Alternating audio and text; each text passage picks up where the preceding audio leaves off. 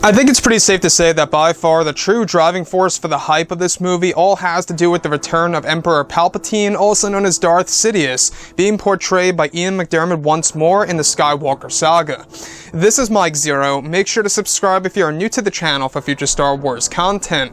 But it's not just that that's really exciting a lot of fans around the world to go ahead and see this film, it's also the fact that George Lucas was heavily involved with a lot of the scenes in this movie that he actually directed and wrote for the film alongside both J.J. Abrams and Chris Terrio, the co-writer of the movie, and exactly how those George Lucas scenes would really work for the characters of Rey, Kylo, Palpatine, Luke, and many more.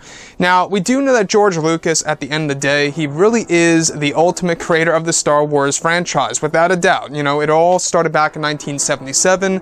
If it weren't for George Lucas, we wouldn't have Star Wars today in any way, shape, or form. So, Disney and Lucasfilm really need to give George a lot of credit for what he crafted back, many years ago, decades ago. And their trilogy wouldn't even exist if it weren't for George.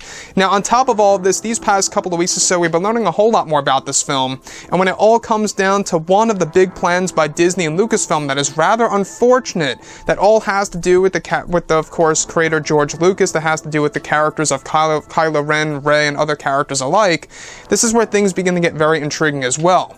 Now, specifically, what's really interesting about all of this is that it's explained that during the major reshoots for the months of August, September, and October is when many changes and adjustments took place for the second and third acts of the film. It's described that Disney and Lucasfilm wanted to change the tone for the majority of the movie and to change how the film would flow from start to finish. It's explained that many scenes that were directed by George Lucas for the flash fights during the reshoots have been cancelled and cut from the entire film, and that Disney wanted to use other ideas for the flash fights. It's explained that originally George Lucas had directed multiple scenes of lightsaber duels between both Rey and Kylo Ren that would feature many of the iconic worlds from the originals and the prequels. Additionally, Disney wanted to treat the flash fights and handle them in a different way that would best fit for the general audience that will see the film. The majority of the flash fights that were cut from the movie were the ones written and directed by George Lucas. The scenes were all said to have been shot over at Pinewood and required complex visual effects that needed to be flawless as well, and that Disney and Lucasfilm were having difficulties as well with the effects for many of the sequences in the movie. Now, the original cut of the film was said to be around 4 hours long, and that many of the saber scenes have been deleted from Episode 9. So let's go over a couple of parts about that. Now, including the original cut of the movie, the running time being around 4 hours, is very similar to what Rian Johnson said about The Last Jedi, that the original cut of The Last Jedi was 3.5 hours after he cut it down to 2 hours and change. Of course, this is common in a lot of movies where they have a lot of leftover scenes, a lot of clips and sequences that never make it to even the Blu-ray edition of the films that they keep on the cutting room floor. So I want to go over the flash fights and why this is bad news for George Lucas, and why I think that this is a pretty much, not a good sign by Disney Lucasfilm about The Rise of Skywalker when it comes to many of the scenes that George Lucas directed and wrote for this movie, and a lot of them did in fact have to do with the flash fights featuring both Rey and Kylo Ren, including some of the iconic worlds like Tatooine and others alike out there that would be a part of the second and third acts of this movie.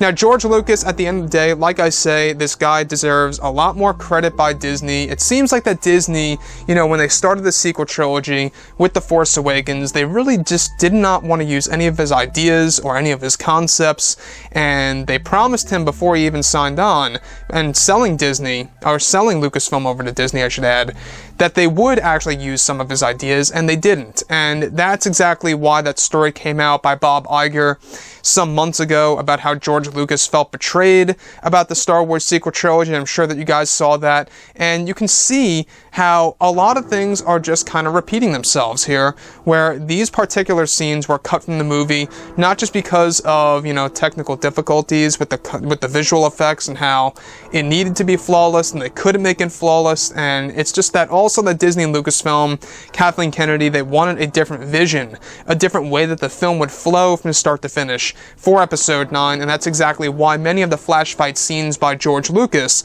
were ultimately deleted from this movie. Now, I'm sure that you guys have heard about the reshoots of Episode 9. It's a big subject, and has been a big subject for months now. You know, they made a lot of different changes to the second and third acts. They deleted, or cut, I should say, the main villain of Episode 9, portrayed by Matt Smith, playing the Dark Acolyte. He was cut from the movie, in order to make Palpatine come back in the flesh, alive and well, and that he never really died at the very end of Return of the Jedi.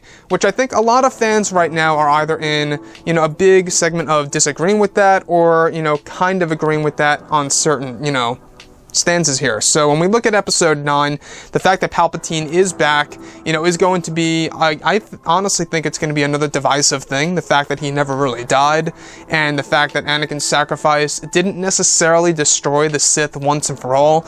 It only postponed the Sith from returning in The Rise of Skywalker, right? So anyways, guys, drop a comment below. Let me know what you think about all of this in the comments, and if you guys did enjoy the content for today, do make sure to drop a thumbs up on this video to support the channel. I thank you all so very much for the kind support, and I'll catch you guys next time.